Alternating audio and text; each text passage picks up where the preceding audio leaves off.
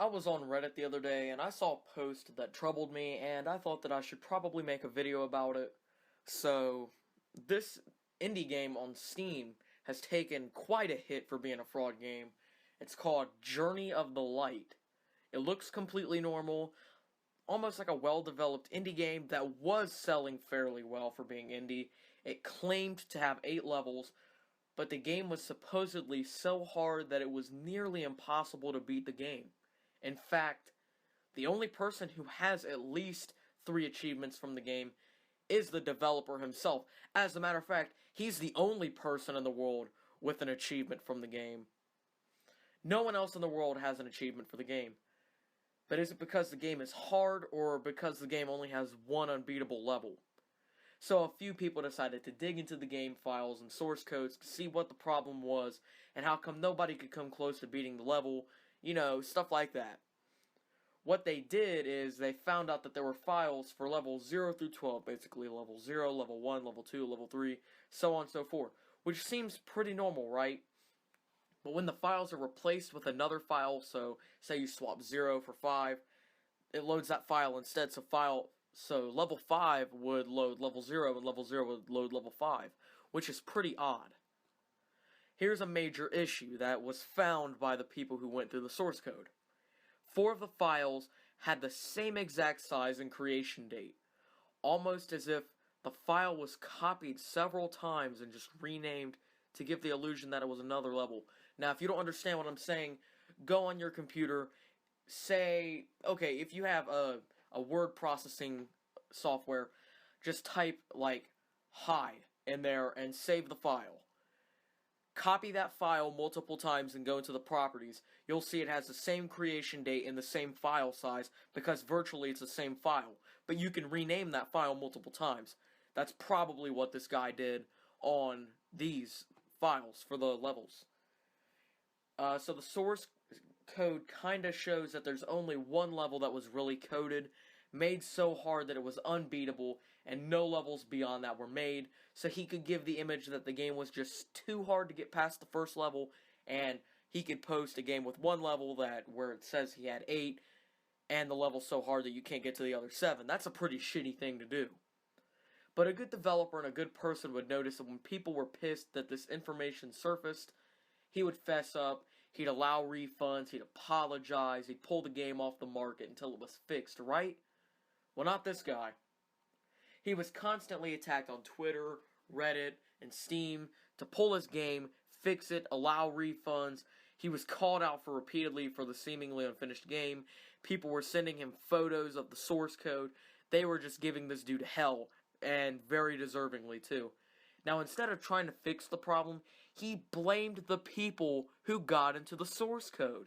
He tried to cover his ass by giving fake hints for level 2 about a mine which was never found by anybody, and blamed the people that got to the source code and tried to call them out on a Steam terms violation, which basically says no tampering with the game's code and data. But it doesn't say that for anything other than doing it for your own profit. Say stealing code from a game, selling it as your own. That's what they mean by that. They don't mean that you can't go in the source code and figure out if a game's fake or not. He then turned his back to another wave of backlash after all that, and said that he broke his hand at work, and posted a picture of his arm wrapped in bandage, with no cast.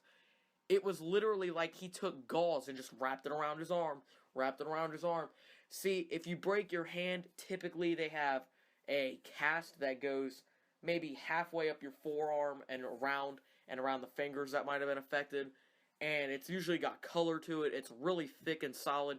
This just looked like he took bandage and just wrapped it. That's all it was. And here on the photo, you can clearly see that it ends specifically at one point wrapped. It doesn't have a little base around it. It doesn't just end abruptly. It wraps around like it just was wrapped completely. And another thing is that his hand is not the hand of an adult man, let alone a teenage boy. It's the hand of like a prepubescent 12-year-old. And the bandage, like I said, clearly ends near the bottom of the photo where it wraps around.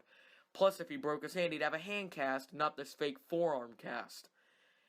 Then he said he was sick and posted a picture to Twitter. Now I'm going to give you guys a warning right here. It looks disgusting. Here it is. Yeah, he looks sick. Actually, it looks more like a busted eye vein. He also looks like a 13-year-old boy, no man who works.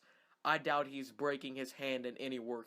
If any work, it's more like he gets to clean his room up and his mom gives him $10. $10 should be nothing to him since he scammed a shit ton of people out of money on Steam. But, I mean, he's no man who works, and he still had the ability to take pictures of himself and reply to people on all his social media, so he could have just as easily fixed the problem with this game. Now, here's what he probably did. He said that he was sick in an attempt to get people to back off him. He was just going to say he was sick for a month or so, sit there and code the source for all these levels, say, oh, here's the big update fixing the problem, throw all these levels into the game. All of a sudden, he's fixed the problem. No, he scammed people right off the bat. He's not bullshitting anybody, and he got caught.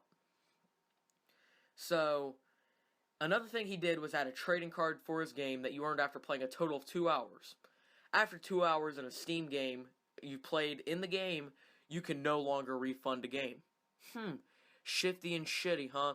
What a coincidence. The guy who doesn't want refunds all of a sudden just has an achievement that surprisingly coincides with the time before you're not allowed to refund the game anymore? Sounds like a fucking con artist to me. And today, August 5th, he posted an update on Steam that he was pulling the game off the market. He was still claiming his innocence in the whole thing, but he was allowing refunds. The only reason that even happened is because of the shitstorm he got online. So to this guy, I'm glad your ass got what you deserved. I'm glad your reputation as a developer is completely ruined now, and I'm glad that your bullshit was coded in justice. If you bought this boy's game and you were scammed, I feel really bad for you. I mean, this kid will never develop a good game again that will ever sell a single copy, because now he has the reputation of a coward who scams people online and covers his trail. This game had the potential to be good. This game graphically looked pretty good from what the screenshot showed. It was a good mystery game. It was a game that was going to require a lot of thinking, that people were actually somewhat excited about.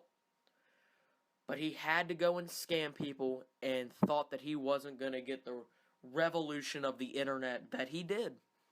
And this guy got completely fucked, and he deserves it. And until next time, guys, smash out.